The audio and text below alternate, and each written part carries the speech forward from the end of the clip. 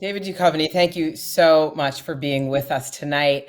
This whole thing started with the piece you wrote in The Atlantic in February, where you mentioned that your grandfather, Moshe, was a journalist at Yiddish language newspapers, including the Forward and the Morning Journal. And you Yeah. said that none of his writing survives. He died when he was 60, the age you are now, and you were just a baby. And you said in the piece, I can only guess at him. Well, our amazing archivist, Hannah Pollock, has found some material to help with your guesses. As Oh, you might know, but our audience doesn't, Moshe came from Ukraine in 1918, and your family traces its roots back to a famous rabbi, Levi Yitzchak Berdechever. Moshe wrote plays and reviews, mostly for the Yiddish language Der Tog, and he also managed the children's journal of the Workman's Circle, which was very close to the Forward. He was much beloved. Hundreds came oh. to his funeral. The IL Paris Writers Union was said to be cloaked in grief when he died. And we found things, quotes, I mean, until his final day alive, Duchovny radiated new projects, interviews with famous Jewish personalities, new book reviews and articles about general Jewish communal lives that were very well received by Jewish readers. He always had a friendly smile for everyone, the Forward's Obit said, and people loved spending time in his company. So I want to show you some of what we found, some clippings from the Forward, from other Yiddish papers and other sources. Hannah really went on a big deep dive here. I don't think you've seen this stuff, so I'm excited to share it with you. I, I'm crying already. I mean, I haven't. I don't know anything about him really. What you just said is more than I know, and it's really nice to hear.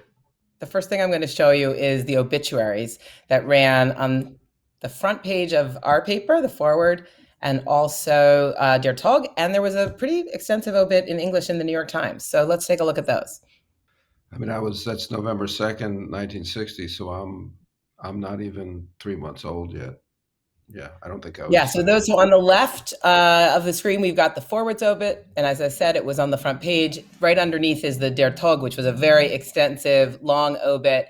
And then on the right, you have what was in the New York Times. And there's actually, you can see there's a discrepancy about whether he was 58 or 59. I had said 60 because you said 60, but it looks like I he was a little my, younger. wow. Yeah, my dad had said he was 60. I mean, that's just all I was going off of. I I don't mean, know I his wouldn't be exact. surprised if he didn't know, born in, who know, people don't know exactly what year they're born, right? From the old Yeah. country. So we covered the funeral in the Forward also, and it seems like everyone who was anyone in the Yiddish writers world was there. Second Avenue and 10th Street.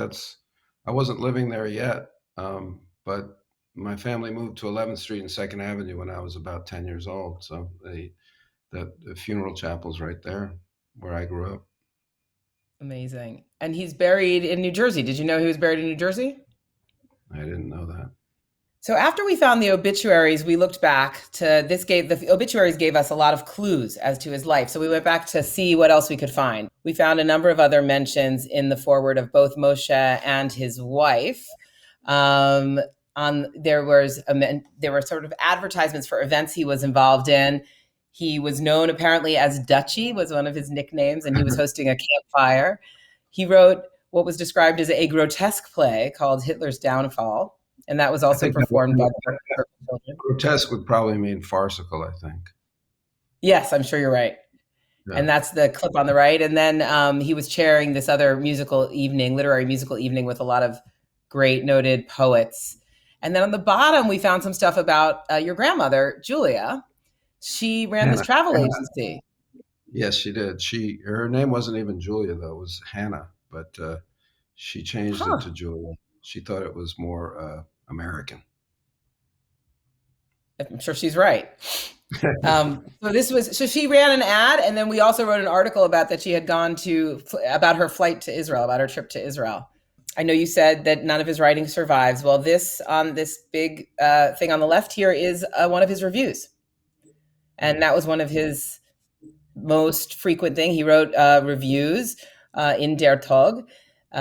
We also believe that he serialized novels in one of these publications, and Chana is still looking for those. So we will certainly tell you if we found them. And then on the right, there's a picture where he looks quite a bit like you, I think, from Yeah. a 1948 edition of something called The Jewish Farmer. And then the Huh. last slide is a like a program of one of the plays he wrote called Oh, Onward wow. and Struggle Wow. And was it what so language was the play written in? Was it written in Yiddish? I mean, I was in always told that Yiddish. he Yeah, wrote Yiddish. Yeah. just let's just talk about what we just saw. What does it feel like to see Yeah. this stuff that you hadn't seen before?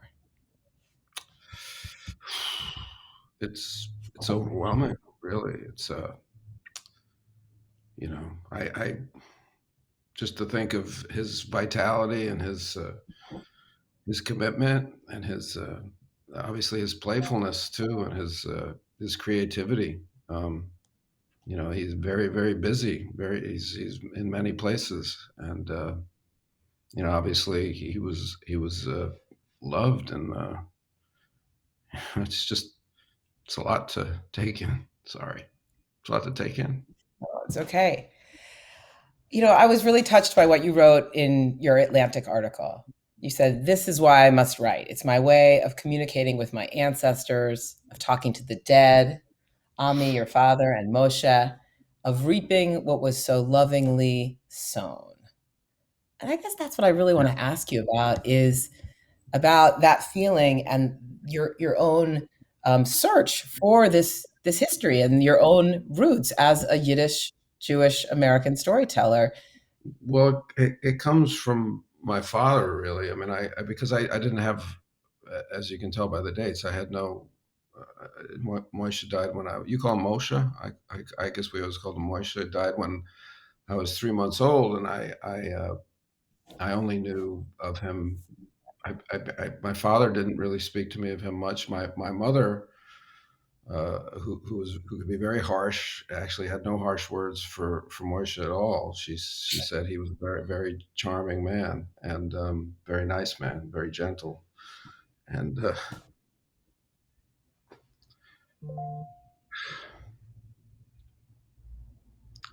it's just it's so easy to lose. It's so easy to lose touch with these things. Obviously, I have. It's not that long ago. My father My father was, a modern person.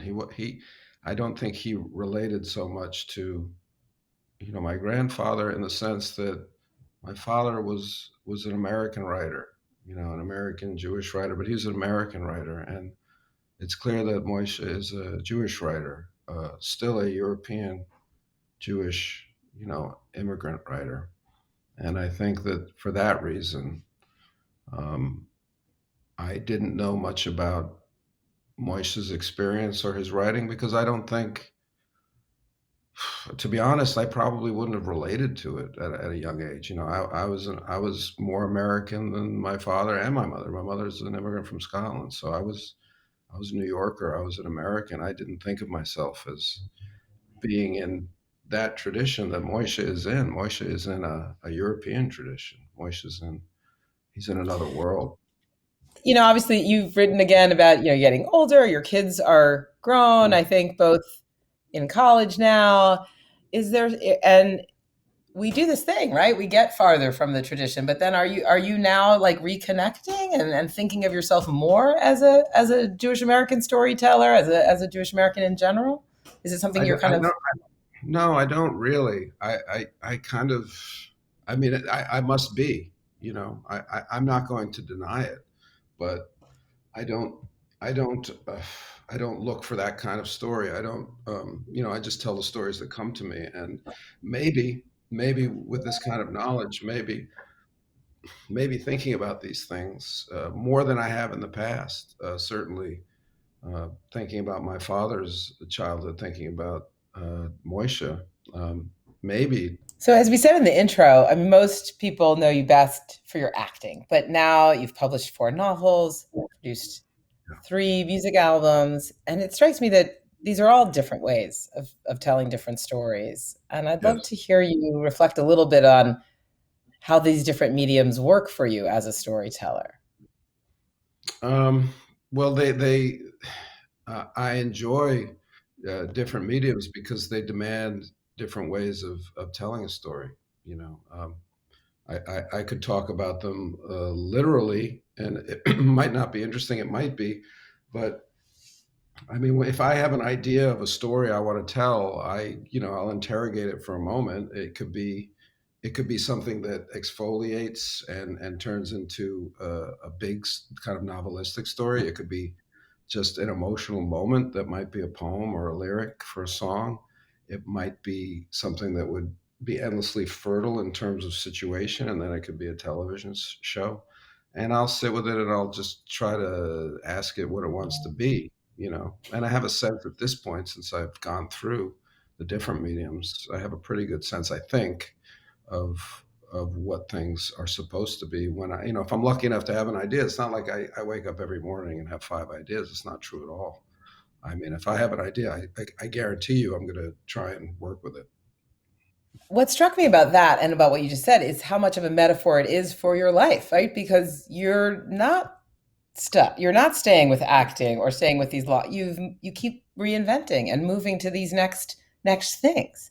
Yeah. And not everyone does that. It's kind of an No. amazing.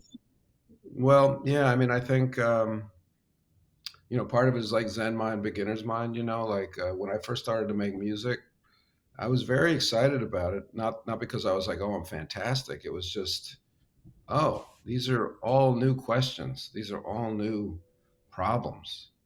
These are all new puzzles. And I was very excited by that. And same with writing a novel. First novel I wrote, I guess I was 55. So, I mean, I knew how to write. I've been writing my whole life, really, but I never tried to execute a full story. And that was fun as well. And I felt young doing it because my talent was young. And in a way, I think what happens as you age in a certain art form. I mean, you can get better, but you can also get dry, you know. And that wasn't the case if I'm starting something at that age. I'm not claiming to have any greatness, but I'm just saying I felt 20 doing it, you know. Um, and that felt fun, and that felt farther away from death than a lot of the other parts of me feel like, it was like that, That's Yeah. really inspiring to do things to find yourself farther away from death. Before we close out, I know you have on your phone Yeah. some pictures of your grandfather, of Moishe. Yeah. So I I'd love have to this hear what you picture of him in a short tie. Uh, any idea where or when that is from? no idea. Nope. I don't have any idea. That's him and Julia Hanna, who was from Warsaw. They met, I believe, in Jersey. This is my brother. He's the baby there. And that's Julia, Moisha, my father, and my mother, Meg, and my brother, Danny. So that's probably 1958 or 9 right there. That's all I got. Wow. Yeah, is that Thank you right? so much, David. It's amazing Thank to you. have you with us, and I'm glad This we was, could find more about your family. it was a real pleasure and a very very deep pleasure. So I thank you for it.